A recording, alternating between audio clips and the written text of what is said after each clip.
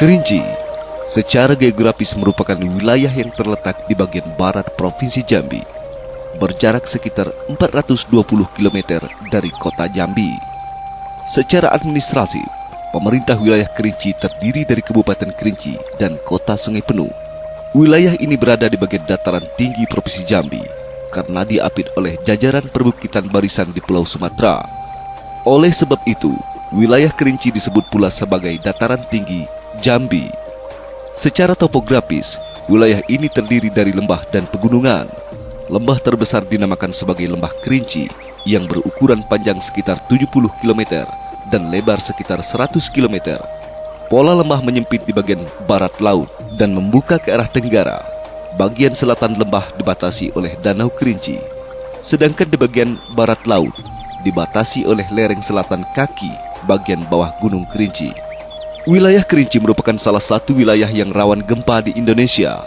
Hal ini dikarenakan wilayah Kerinci merupakan jalur dari zona sesar Sumatera. Zona sesar Sumatera ini terdiri dari 18 segmen sesar, dan salah satunya disebut dengan segmen sesar Syulak dan Terban Kerinci yang tepat berada di bawah lembah Kerinci. Segmen Syulak memiliki panjang sekitar 60 km dengan lebar depresi di bagian barat laut 5 km dan bagian tenggara 9 km. Segmen Syulak merupakan segmen sesar yang aktif bergerak dengan didominasi oleh gerak vertikal, di samping ada pula gerak mendatar. Oleh sebab itu, wilayah Kerinci menjadi wilayah yang memiliki tingkat kerawanan dan kerentanan gempa bumi yang sangat tinggi akibat pergerakan segmen sesar tersebut. Riwayat tentang gempa besar di wilayah Kerinci tersirat di dalam banyak legenda dan barangkali hanya sedikit dicatat dalam dokumen sejarah. Misalnya, legenda yang ditulis ulang oleh masyarakat adat di Semurup diceritakan bahwa pernah terjadi gempa selama 15 hari yang mengakibatkan kerusakan cukup parah di Kerinci. Tibalah gempo gedang selama 15 hari, tidak enti-enti sampai tanah dibelah. Batang ayi beranjak, dusunlah bercerai-cerai, umah gedang beranjak-anjak tempat, umah adatlah rubuh.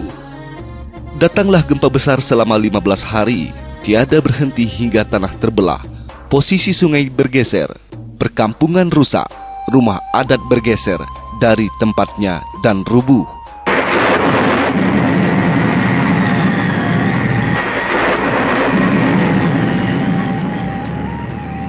Ada lagi legenda masyarakat adat di Syulak yang menyebutkan gempa besar selama 7 hari berturut-turut.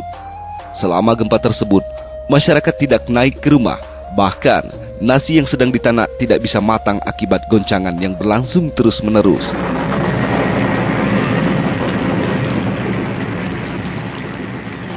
Di wilayah adat Sungai Penuh, ada pula tradisi lisan berupa pantun yang berbunyi, Piu alah padai si mumbo rinai, kuto talo diguncang gampe.